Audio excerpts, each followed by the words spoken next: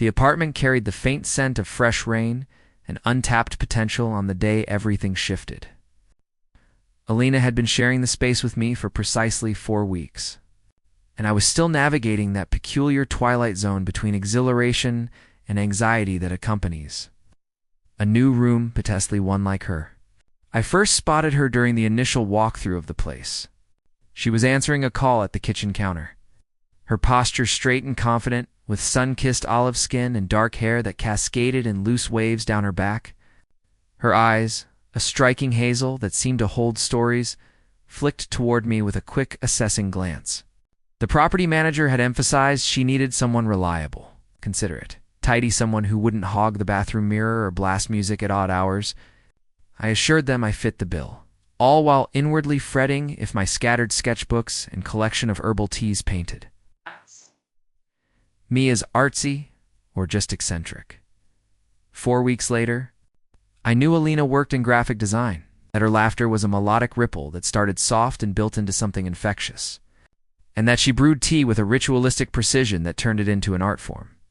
I also knew with a sinking certainty that defied all reason, that I was falling for her hard, hopelessly, against every shred of common sense. It was a Thursday afternoon when she posed the question. I was in my room, ostensibly working on a freelance project, mostly lost in a haze of procrastination, doom-scrolling through design forums on my laptop. Her knock came gentle, almost tentative. That was Alina all over, thoughtful, even in the smallest gestures.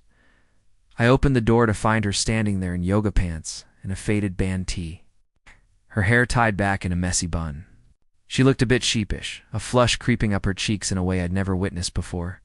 "Hey, this might sound a little odd," she began, twisting a strand of hair around her finger, a nervous habit I'd noticed during her late-night video calls.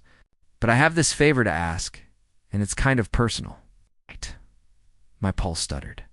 In those 4 weeks, Alina had never requested anything from me, not a spare charger when hers fritzed out, not assistance with assembling that IKEA shelf she'd wrestled with solo, not even to borrow a mug when she ran out of clean ones. The mere act of asking felt like a breach in our easy routine, and my senses sharpened, every nerve on high alert. "Sure," I replied, perhaps a tad too eagerly, my voice betraying the rush of adrenaline. "What's up?" She paused, biting her lower lip, which only amplified the tension. Alina was typically straightforward, handling client revisions with the poise of someone who thrived under pressure. "So my yoga instructor mentioned this new wellness studio downtown," she explained, her gaze meeting mine before darting to the floor. "They do these body assessments to tailor routines, stuff like height, weight, body composition. It's meant to create a customized plan based on your unique proportions, for better results and flexibility and strength." I nodded, still piecing it together, encouraging her with a soft hum. "The catch is," she went on, shifting her weta, telltale sign of her discomfort in uncertain social waters, "they suggest measuring things like hip-to-waist ratio, shoulder span, and thigh circumference to get a baseline before committing to their program. It's pricey, so I figured I'd do a quick check at home first." I watched as she fiddled with the hem of her shirt, her usual confidence momentarily eclipsed. They recommend having someone else do the measurements for accuracy. Someone objective, who won't fudge the numbers or make it competitive. I thought, well, you're so meticulous with your work, and I trust you not to judge or tease me about it. I didn't want to ask my yoga group because they're all super intense about their progress. There was invulnerability in her admission that tugged at me, Alina. This woman who exuded quiet strength, choosing me because of my reliability. My mind, however, was reeling at the implication. She'd be allowing me close, permitting touch in a context that felt charged with intimacy. "I'd be happy to help," I said, my tone steadier than the whirlwind inside me. "No problem at all." Her expression brightened, a mix of relief and a spark of something warmer lighting her features. "Really? That'd be fantastic. I want to make sure it's precise. Maybe this weekend?" "Weekend sounds perfect," I agreed, my heart pounding erratic rhythm. Awesome. "I'll pick up a proper measuring tape from the store tomorrow." She flashed me a grateful smile, one that softened her eyes and made her seem even more approachable. Then she turned, heading back to her room with that graceful stride of hers. Hello. Leaving me in the doorway, lungs tight as I relearned how to inhale. That evening, guilt gnawed at me as I gave in to curiosity and searched her online. Her profiles were set to private, but glimpses through mutual connections showed photos of her at art exhibits, laughing with friends at cafes, exploring hiking trails on weekends. No signs of a partner in sight, no tag dates, no couple selfies. My gut twisted with a cocktail of elation and remorse. Who was I to pry? But the discovery fueled a dangerous hope. By Friday, my imagination had spun wild, the measurements becoming a catalyst, a bridge to something deeper. Yet I countered it with stern reality checks. Alina saw me as a safe, dependable roommate, and I'd be damned if I jeopardized that by letting my crush bleed into awkwardness. Saturday dawned crisp and inviting, kind of autumn light that filtered through the windows and painted the world in golden hues. I showered meticulously, agonizing over outfits before landing on a casual button-up in chinos, then spent far too long styling my hair as if prepping for a gala rather than a simple favor. Alina appeared around noon, dressed in leggings and a sports bra top that hugged her athletic frame tone from years of yoga and occasional runs. She brandished the measuring tape with a triumphant grin. I researched the proper techniques online, she said, handing me a printed guide. To avoid any errors, they specify points like ankle, calf, thigh, hips, waist, bust, and shoulders. I admired her initiative. It eased the potential weirdness, showing she'd invested effort into normalizing this. We positioned ourselves in the sunlit living room, a bead of shared hesitation hanging in the air like dancers unsure of the first step. Then Alina exhaled deeply, her smile breaking the ice, and something in me settled, warm and resolute. Let's start with the legs, she proposed. That seemed straightforward.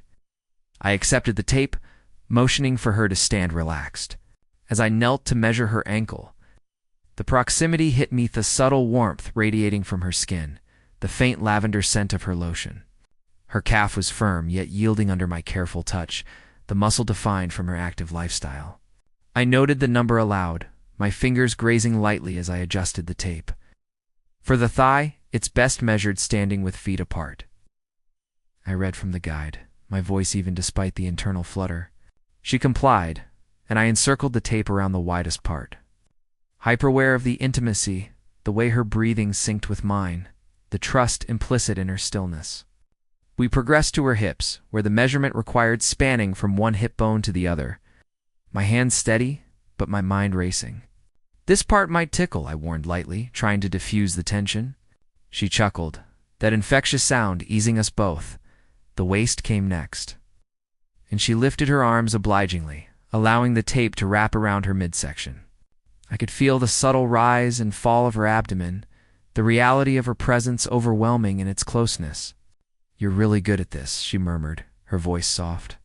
No fumbling, I managed to laugh. Years of helping with costume fittings in theater club back in college. Precision is key. Then, the bust measurement, the most delicate yet. The guide suggested taking it over clothing for comfort, but Alina, ever practical, adjusted her top slightly for accuracy. To get it right, she explained, her cheeks tinting pink as I stretched the tape across her chest. Ensuring it lay flat at the fullest point, time seemed to stretch. I was inches away, inhaling her scent.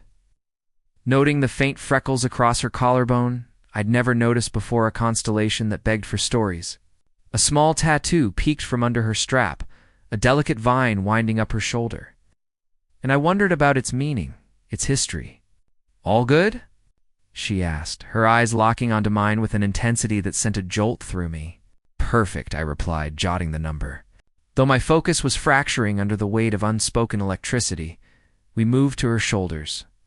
Measuring the breadth from tip to tip, my hands brushing her skin in fleeting contacts that felt electric. Finally, the arm's wrist, forearm, bicep.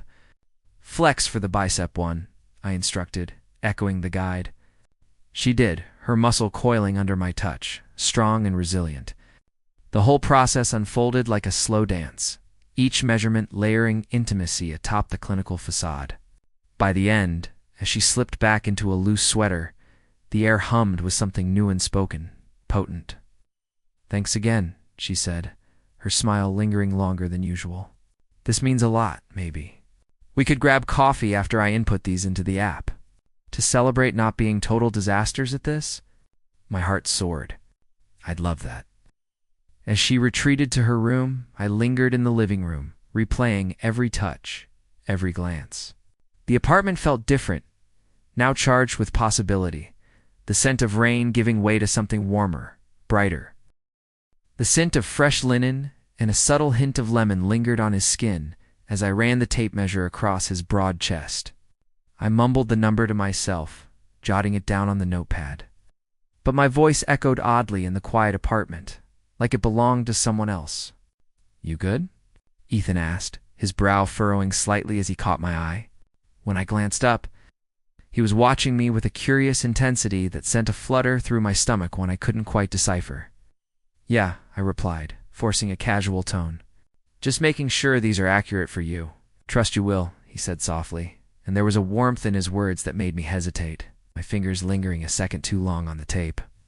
I moved on to his waist, wrapping the measure around him with careful precision, feeling the heat of his body through the thin fabric of his undershirt. And just like that, we were finished. Ethan tugged his shirt back down, and suddenly the air felt lighter, easier to inhale. We stood there in the living room, the tape dangling between us like an unspoken bridge. His measurements scrawled in my messy handwriting on the paper. The atmosphere had shifted electric, humming with an energy I couldn't put a name to, like the static before a thunderstorm. "Thanks," Ethan said, and the sincerity in his voice hit me square in the chest. Anytime I shot back, trying to play it cool. But then, because I apparently had a knack for self-sabotage, I couldn't resist adding, "I hope you don't need this too often, but if you do, it's no big deal." He chuckled at that, and it was the kind of laugh that lit up his whole face. The one that crinkled the corners of his eyes and made him seem like he was harboring a secret joke just for us. "We'll see about that," he said with a grin. "But seriously, Ryan, I appreciate it more than I can say." I watched him head back to his bedroom, the paper clutched in his hand, and collapsed onto the couch as soon as the door clicked shut. My heart was racing, and I felt like the ground had tilted beneath me. I'd gone from admiring Ethan from afar, those stolen glances in the kitchen, the way his laugh filled the apartment, to actually touching him, mapping out the contours of his body with my hands. It was intimate in a way I hadn't anticipated, crossing some invisible line from harmless crush to something raw and real. What did it mean? Did I even want to unpack it?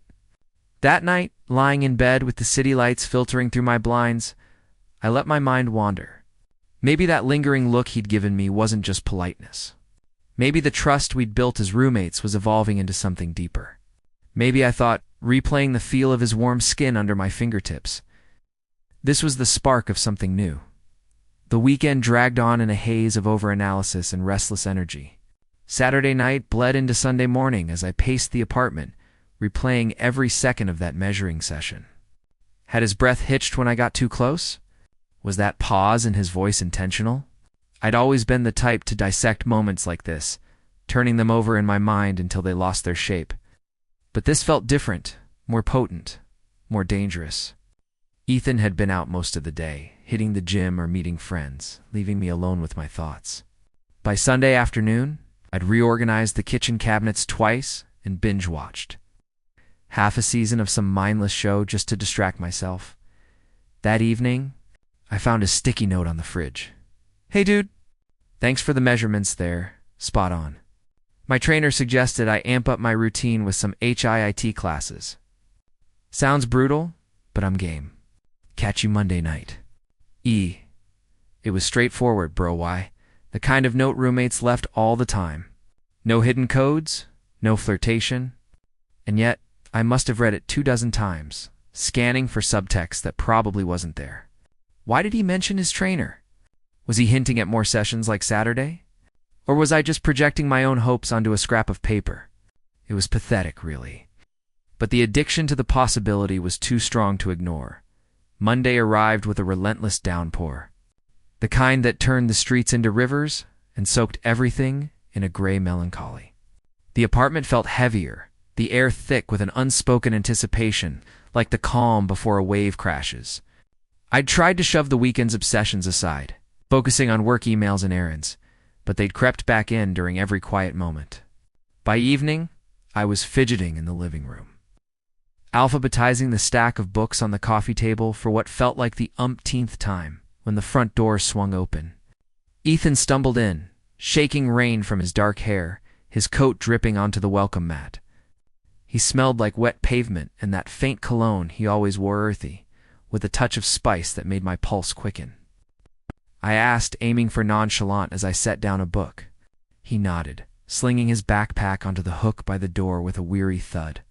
"Yeah, board meeting tanked," he said, crossing into the room and collapsing onto the armchair like his bones were made of lead.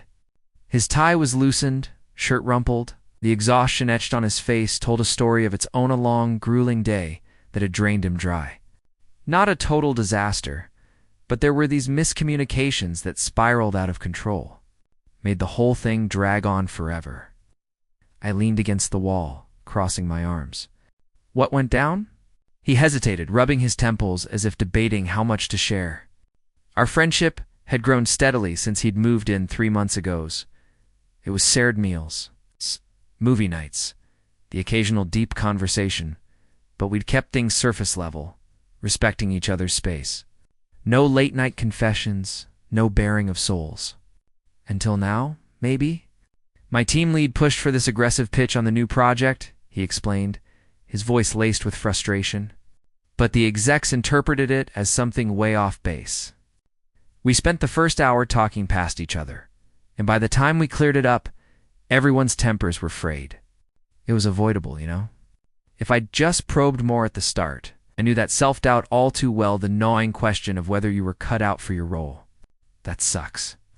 I'm sorry." "It's whatever," he muttered, but his tone betrayed him defeated, vulnerable in a way that tugged at something protective in me. "Just makes me question if I'm even competent." Like a real pro would have seen the red flags and steered the conversation right from the jump. Without thinking, I pushed off the wall and closed the distance, perching on the edge of the coffee table in front of him. "Hey, that's not on you alone. Communication's a two-way street, hell, sometimes a multi-lane highway.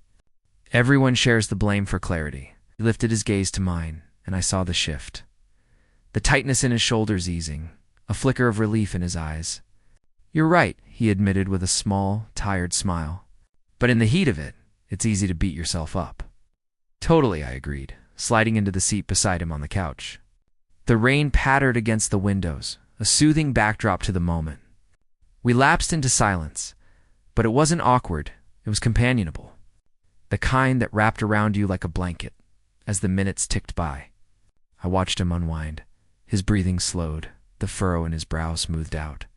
Being there, just listening, seemed to lift some invisible weight off him. "You know," he said after a while, breaking the quiet, "I don't talk about this stuff with just anyone. Feels good to vent." "Anytime," I echoed my earlier words, but this time they carried more weight. He turned to face me fully, his knee brushing mine in the close quarters of the couch. "You've been a solid roommate, Ryan. More than that. Really a friend." The word hung there, but his eyes said something else, something unspoken that mirrored the tension from Saturday. We talked more that night, the conversation flowing from work woes to lighter topics, his crazy trainer's HIIT obsession, my latest failed attempt at cooking a decent stir-fry, the ridiculous plot twists in the show we'd both been watching. Laughter crept in, easing the storm clouds, and by the time the rain tapered off outside, the apartment felt warmer, closer. As he headed to bed with a genuine good night, I lingered in the living room, replaying it all. The measuring tape had been the start, but this sharing, this vulnerability, was the real turning point. Maybe Ethan felt it too. Maybe the glances, the touches, the quiet moments were building towards something inevitable. For the first time, I didn't overthink it. I just let the possibilities settle in like the calm after the rain. Once upon a time, in the bustling city of Seattle, where the perpetual drizzle painted the streets in shades of gray and the aroma of fresh coffee lingered in every corner, lived two unlikely roommates. Alina, a 28-year-old graphic designer with a penchant for vintage records and late-night sketching sessions, and Javier, a 30-year-old software engineer who had recently relocated from sunny Barcelona for a new job at a tech startup. They had found each other through a hurried Craigslist ad.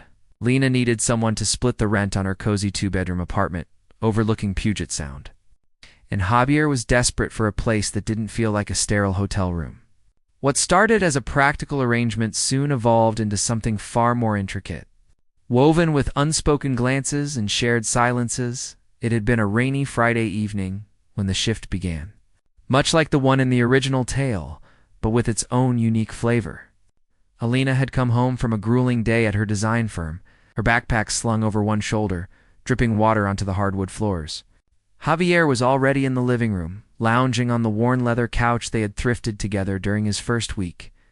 He was scrolling through his phone, his dark curls tousled from a day spent debugging code, wearing a faded band tee from some obscure Spanish rock group. The apartment smelled of the paella he had attempted to make earlier spicy. Saffron and seafood mingling with the faint scent of Elena's lavender candles. Neighbor Javier said with his signature lopsided grin, his accent wrapping around the words like a warm embrace.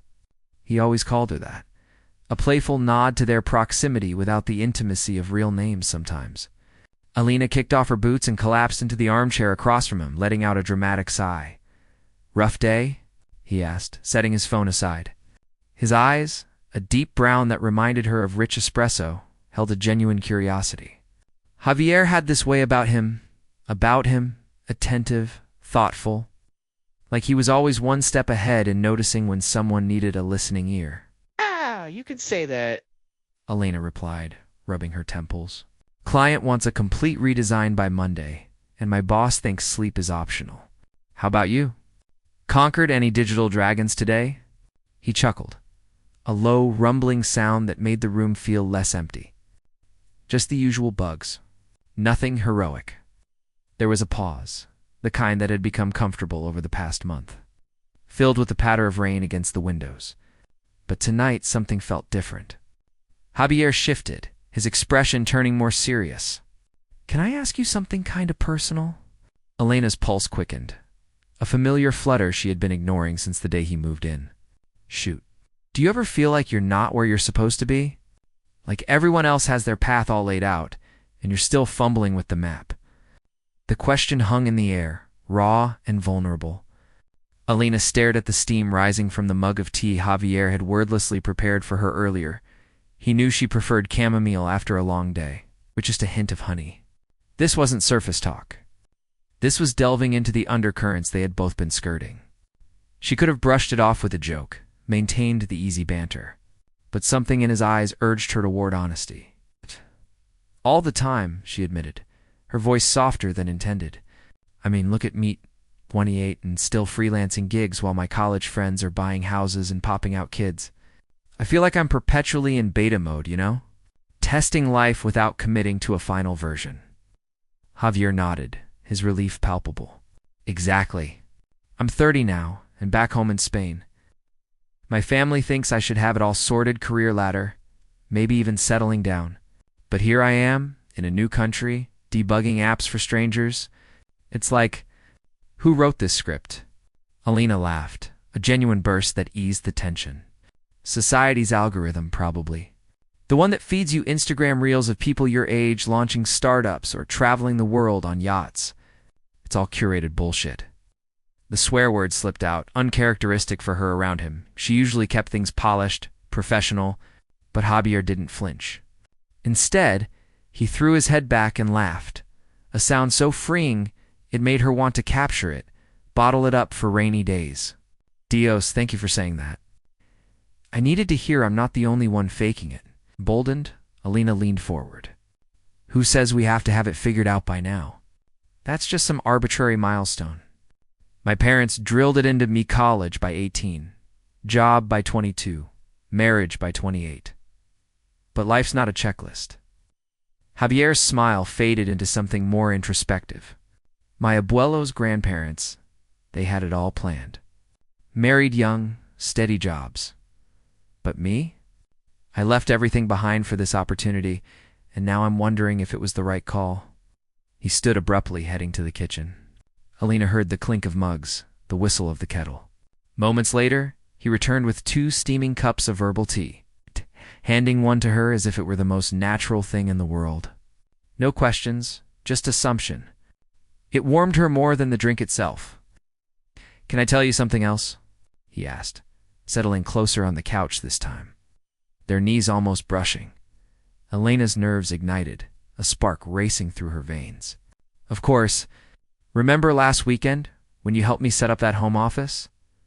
You were organizing my desk, measuring the space for shelves." Her mind flashed back to that Saturday afternoon.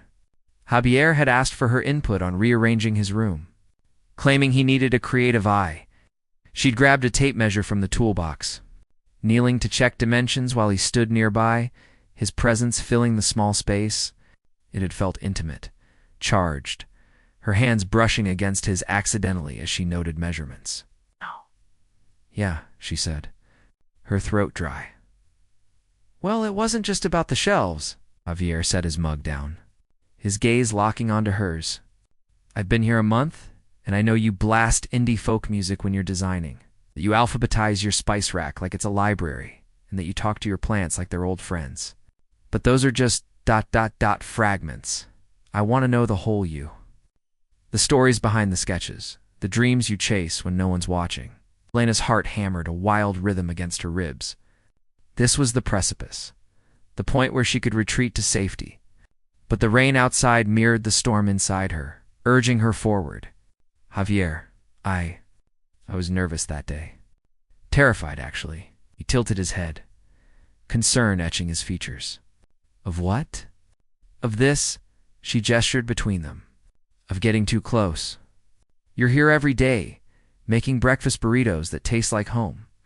Debating philosophy over takeout, fixing the leaky faucet without me asking. You're thoughtful, deliberate, and it scares me how much I want to lean into that." The silence that followed was electric, charged with unspoken possibilities. Javier's expression softened, a vulnerability she hadn't seen before. "When I asked for your help with the office, it wasn't about the measurements. I just wanted an excuse to be near you, to see if you felt this pull too. This connection that's been building since day one." "Javier, let me finish," he said gently, his hand reaching out but stopping short. "I've been playing it cool, but I'm tired of it. I want more than shared utilities and polite chit-chat. I want to explore if we could be something real. Us, whatever that looks like. And if you don't, that's okay. We can reset, be just roommates." But I had to say it. Alina rose, her legs unsteady, pacing to the window where the city lights blurred through the rain-streaked glass. The confession hung heavy, a bridge extended across the chasm of their uncertainties. Turning back, she met his eyes. "I'm scared too. Of messing this up, of losing the easy thing we have." He stood, closing the distance without touching her. "So am I, but maybe that's the point, taking the risk together." In that moment, the apartment felt smaller, warmer, alive with potential. Alina reached for his hand, her fingers intertwining with his. "Okay," she whispered. "Let's see what us could be." As the night deepened, they talked for hours, sharing childhood stories from her rainy Oregon upbringing and his sun-soaked Spanish summers. Dreams of traveling to art festivals and coding retreats. Fears of failure and the quiet hopes that kept them going. Javier pulled out an old guitar from his room, strumming soft melodies while Alina sketched him in her notebook, capturing the curve of his smile. The rain outside tapered to a gentle drizzle, as if the world itself was exhaling in relief. By morning, as dawn filtered through the curtains, they shared a tentative kiss over fresh coffee, Javier's special blend, infused with cinnamon from his homeland. It wasn't a fairy tale ending. It was a beginning, messy and real, two souls navigating the uncharted waters of what came next. In the weeks that followed, their apartment transformed from a shared space into a home, filled with laughter, late-night debates, and the quiet comfort of knowing they weren't alone in the chaos of life. Alina's designs flourished with newfound inspiration, and Javier's code seemed to flow easier. buoyed by the support of someone who truly saw him. But life, as they both knew, wasn't without its twists. There were arguments over forgotten chores, moments of doubt when work pulled them apart, and the inevitable awkwardness of blending lives so quickly. Yet through it all, they grew, learning each other's rhythms, supporting ambitions, and building a foundation stronger than the arbitrary timelines society imposed. In the end, it wasn't about having it all figured out. It was about figuring it out together, one rainy evening at a time. I don't know how to have feelings for someone I share a space with every day. I don't know if this could actually last, or if it's just the convenience of proximity fooling us both. I don't know, Jordan whispered once more, stepping nearer in the dim glow of the street lamp outside our apartment window. The city lights flickered through the glass, casting shadows that danced across his face like unspoken secrets. I don't know either, but I want to try. I want to see where this goes. He was so close now that I could smell the faint scent of his cologne, mixed with the crisp night air that had seeped in from the cracked window. I could see the subtle tension in his shoulders, the way his jaw tightened, just a fraction the kind of quiet bravery that echoed my own internal battle. I'd been fighting these feelings for weeks, burying them under routines and polite distances. But here he was, laying it all out. "Okay," I murmured, my voice barely above a whisper, as if saying it louder might shatter the fragility of the moment. "Okay," Jordan echoed, a small smile tugging at the corners of his mouth, like he'd been holding his breath and could finally exhale. "Okay," I said again, firmer this time. "Let's figure it out together." He inched even closer, and for a heartbeat. I thought he might lean in for a kiss, the kind that seals confessions and ignites sparks. But instead he reached out and slipped his hand into mine. His fingers intertwined with my own, warm and steady, grounding me in a way that felt profoundly real. This wasn't about the accidental brushes in the kitchen or the shared glances over morning coffee. This was intentional, a deliberate choice to step into vulnerability, to peel back the layers we'd both been hiding behind. "What happens next?"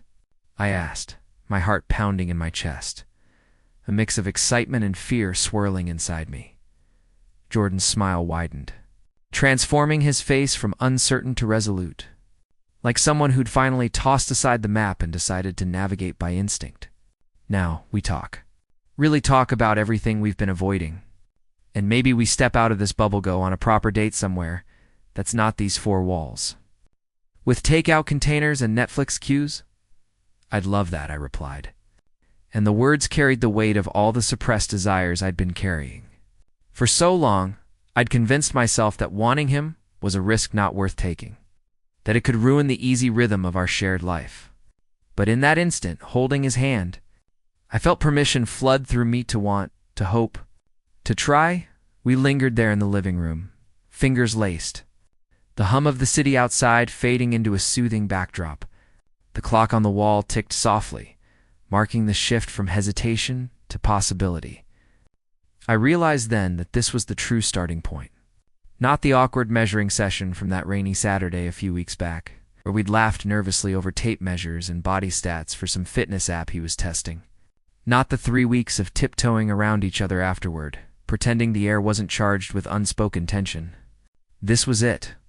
Him voicing the truth, me choosing to trust it, us both deciding to leap. The days that followed were a whirlwind of tentative steps forward. We'd steal moments in the kitchen, sharing coffee and stories we'd never bothered to exchange before.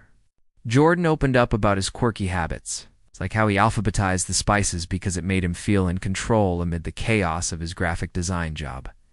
I confessed my love for late-night baking sessions, how the rhythm of kneading dough calmed my overactive mind. But we both knew the real test would be that first date. Stepping out as more than roommates. It arrived on a crisp Thursday evening, the kind where the autumn leaves crunched underfoot and the air held a promise of change. Jordan had picked a cozy French bistro in the heart of the old quarter, the sort of spot with exposed brick walls, flickering candlelight, and booths tucked into alcoves for privacy. No shouting over bar noise, no distractions from bustling crowds, just space to connect. I'd agonized over my outfit for hours, trying on half my closet before settling on a soft emerald dress that hugged my figure without trying too hard. I'd curled my hair into loose waves, applied a touch more makeup than usual, and spent the afternoon pep-talking myself in the mirror. "This is Jordan," I reminded myself. "The guy who's seen you in oversized sweatpants and messy buns, who's trusted you with his vulnerabilities during those late-night talks about failed past relationships. He's not some blind date from an app. He's the person who's become a fixture in your daily life. The one who makes you laugh at stupid memes and leaves notes on the fridge about grocery runs. Around 7 o'clock, he knocked gently on my bedroom door. Looking effortlessly handsome in a charcoal gray sweater that accentuated his broad shoulders and a pair of dark jeans that fit just right. His hazel eyes lit up when he saw me, and he paused for a moment, taking me in with an appreciation that made my cheeks warm. "You look stunning." "Sarah," he said, his voice low and sincere. No exaggeration or flattery, just pure honesty that wrapped around me like a hug. "Thanks," I managed, fighting a grin. "You're not half bad yourself. That sweater brings out your eyes," he chuckled, rubbing the back of his neck in that endearing way he did when flustered. "Ready to escape the apartment?" More than ready. The bistro was even better than I'd imagined. A hidden gem with the aroma of fresh-baked bread and garlic wafting through the air. We were seated at a corner table near a window overlooking a quaint cobblestone street, where passers-by hurried along under umbrellas against a light drizzle. The menu was a mix of classic escargot coq au vin, fresh baguettes with herb butter, and we poured over it together. Debating choices like old friends embarking on a new adventure, we started with a bottle of Bordeaux. Recommended by our waiter, a jovial man with a thick accent who seemed genuinely invested in our evening. As we sipped, I watched Jordan swirl the wine in his glass, inhaling its bouquet with a practiced ease. "How do you know so much about wine?" I asked, tilting my head curiously. It was one of those details I'd noticed but never probed his quiet confidence in things like this. He set the glass down, its expression softening with nostalgia. "My dad's family has roots in France. My grandfather emigrated from Bordeaux after World War II, bringing all these traditions with him. Growing up, family dinners were like mini wine tastings, learning about vintages, pairings, the whole thing. It was his way of keeping the heritage alive, even in our suburban Chicago home." I leaned in, fascinated. "Tell me more. What was it like, those dinners?" Jordan's eyes sparkled as he dove into the stories. He painted vivid pictures of his grandfather's tales from the vineyards. The way the old man would uncork a bottle and recount the years, whether that shaped its flavor. Then he shifted to his own childhood, summers spent visiting relatives in Europe, wandering through rolling hills dotted with grapevines, tasting fresh cheeses and breads that connected him to a world far from the Midwest. He spoke of his mother, a teacher who instilled in him a love for art and design, encouraging him to sketch landscapes during those trips. That's how he fell into graphic design. He explained turning those memories into digital creations, but then his tone grew more introspective. He talked about his father, a relentless engineer who prioritized work over everything. Logging endless hours at a firm that built bridges and skyscrapers. He was always pushing for excellence, Jordan said, tracing the rim of his glass. Top grades, competitive sports, the right career path. I ended up in design because it felt like a compromise, creative enough to satisfy me, practical enough for him. Do you love it, though? I pressed, sensing the undercurrent of doubt. The daily grind, the client demands. He paused, staring into his wine as if the answer might surface there. After a long moment, he met my gaze. Parts of it, yeah.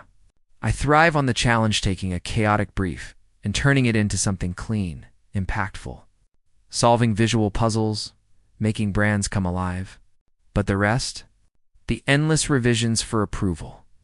The pressure to chase trends instead of innovate. ... It feels like I'm chasing someone else's idea of success sometimes. Like I'm building facades instead of foundations. I nodded, feeling a kinship in his words. I get that.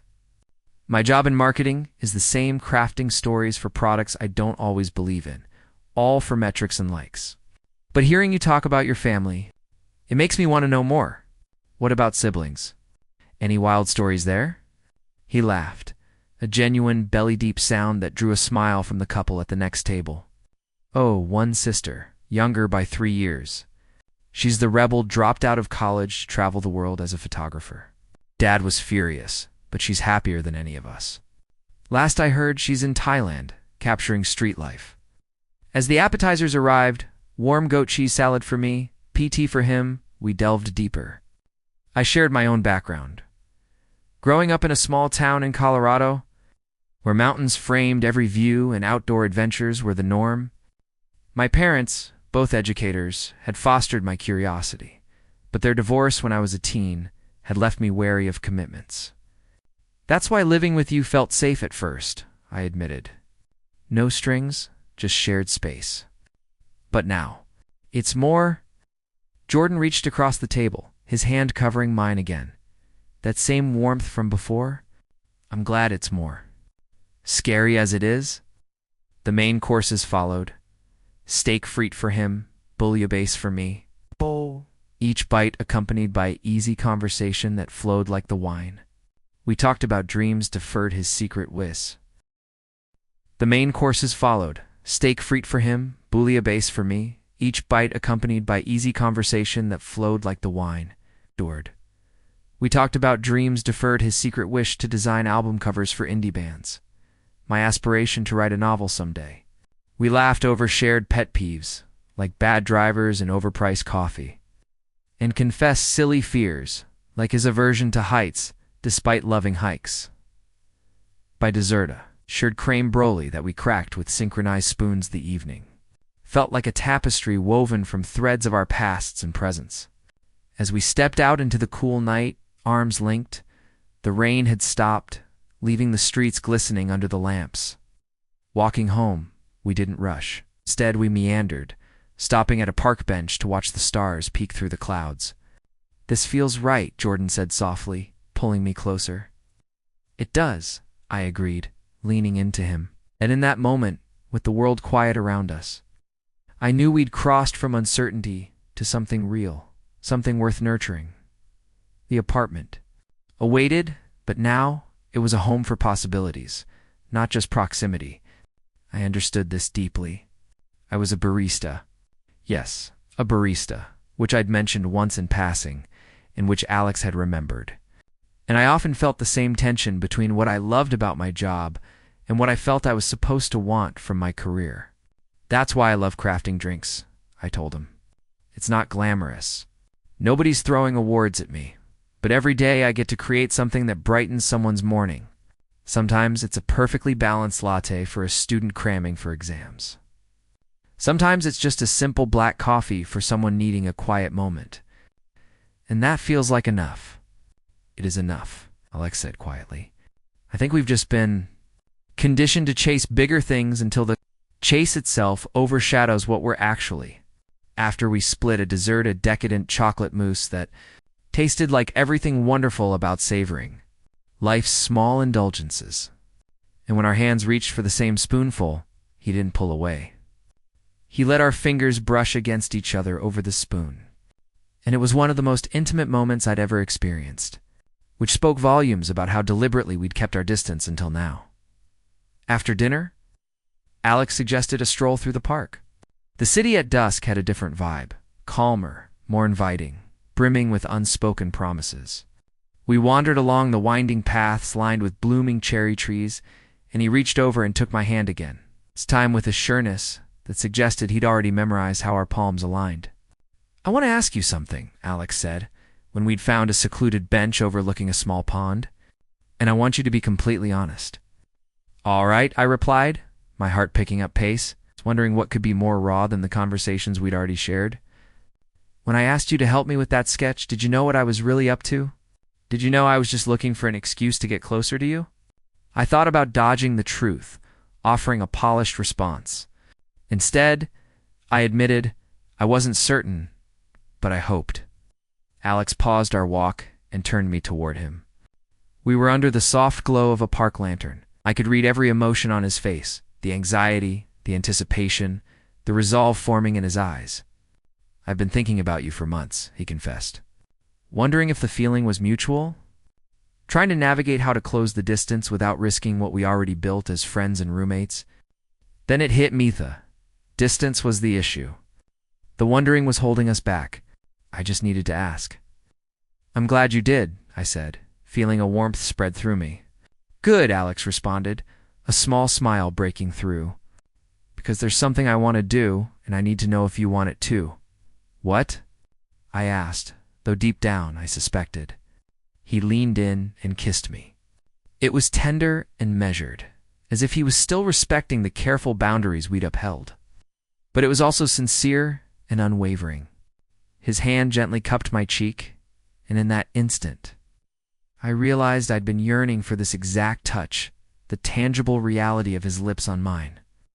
Proving this wasn't just a fleeting fantasy or wishful thinking, when we parted, I whispered, yes, yes. Alex grinned, clarifying yes to exploring this further. Yes to us. Yes to giving it a shot. I was hoping you'd say that, he added, pulling me in for another kiss. This one was bolder, less hesitant, a kiss from someone who'd received their confirmation and was ready to embrace it fully. We made our way back to the apartment in a transformed state, more relaxed, more intertwined, stepping into what had once been mere speculation. When we arrived home, Alex hesitated at the door to his room. Do you want to come in? My mind raced. Isn't that rushing things? I'm not suggesting we jump into anything intense, he said with a chuckle, his eyes twinkling. Though maybe down the line, when it feels right. For now, I'm just asking you to spend time with me, to talk, to keep kissing if that's what you want. So we stepped into his room, a space I'd glimpsed but never truly entered. It was surprisingly cozy, thoughtfully arranged without being impersonal. Framed posters of indie bands adorned the walls, a stack of vinyl records sat beside a vintage player, and a couple of thriving succulents added a touch of green life. It was a room that revealed layers about its occupant, if you paid attention. The organized chaos of someone creative yet grounded. We settled on his bed and he drew me nearer, our bodies fitting together naturally. We dove into genuine dialogue. He shared stories of his first crush, a girl from his art class in college whom he'd admired from afar but never confessed to. I opened up about my own path to self-acceptance. How revealing my bisexuality to my family had been a nerve-wracking ordeal that, in the end, strengthened our bonds. We delved into topics like vulnerability, identity, and the unique isolation of questioning your place in the world before finding your community. At some point, perhaps around 1 a.m., Alex drifted off with his head resting against my chest, and I lingered in the dim light, listening to the steady rhythm of his breathing, marveling at how fate sometimes orchestrates connections that feel improbable, yet inevitable. When I stirred the next morning, we were entwined, his leg draped over mine, and sunlight filtered through the blinds and slanted beams that painted the room in warm hues of amber and promise. We spent that weekend immersed in each other, conversations flowing endlessly, kisses growing more familiar, discovering nuances that transcended the physical. We explored the nearby farmer's market, picking out fresh ingredients for a homemade brunch, laughing over botched pancake flips. We binge-watched a quirky sci-fi series, debating plot twists late into the night. By Sunday evening, we'd laid the groundwork for what lay ahead. We were committed to this. We'd tackle the challenges of blending roommate dynamics with romance. We'd approach it with sincerity, but keep the lightness that made it joyful. 6 months later, as I sit here reflecting and writing this, that sketch session stands out as the pivotal chapter in our unfolding narrative. Alex and I have woven ourselves into each other's daily lives with seamless rhythms. We have his favorite mug for herbal tea and mine for strong espresso. We have playlists we curate together and recipes we experiment with in our tiny kitchen. We have private quips that send us into fits of laughter and quiet gestures of affection that speak volumes. But beyond the routines, we have authenticity. When I'm overwhelmed from a long shift at the cafe, he senses it and draws me a bath. When he's buried in deadlines for his graphic design projects, I know to bring him a snack and sit quietly nearby. We've mastered the art of expressing needs without shame, okay? Understanding that opening up strengthens our bond rather than weakens it. Last month, Alex surprised me by framing a doodle from that initial sketchiest, silly caricature of us as superheroes, and hung it in the living room. I'm so grateful you responded to that roommate listing, he murmured one evening as we cuddled on the couch. I'm grateful you needed that art reference so badly, I teased back, nuzzling into his neck.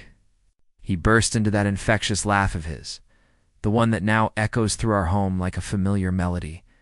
It was the flimsiest excuse ever. Utterly ridiculous, I agreed, grinning. And yet, he said, tilting my chin up for a kiss, it sparked all this. It did, I affirmed, our foreheads touching. We're far from flawless. There have been bumps, arguments over chores. It's moments of doubt when old insecurities resurfaced. Discussions about long-term goals that tested our compatibility.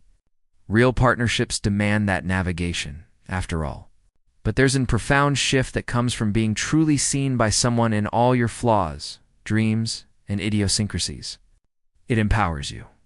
It grounds you. It transforms you into the authentic version of yourself, free from societal molds. Alex showed me that. He demonstrated it by mustering the courage to pose that awkward request. He embodied it by voicing his desires openly. He lived it by gazing at me with genuine recognition and declaring, I see you. I choose you. Let's create something lasting. These days, whenever I spot that old sketchpad stashed in a shelf in our shared space, I can't help but smile. It symbolizes the precise instant when speculation gave way to action, when potential crystallized into something tangible. We're half a year into this journey. I'm envisioning horizons with hemp, perhaps a cozy house with a garden, travels to far-off cities, or simply more years of these everyday miracles. A life infused with this particular soul, this distinctive humor, this shared way of embracing the world. And it all began with the most absurd, unassuming plea. Can you help me with a quick sketch? Yes, I said. Yes, I can. And that affirmation unlocked the path to all that followed.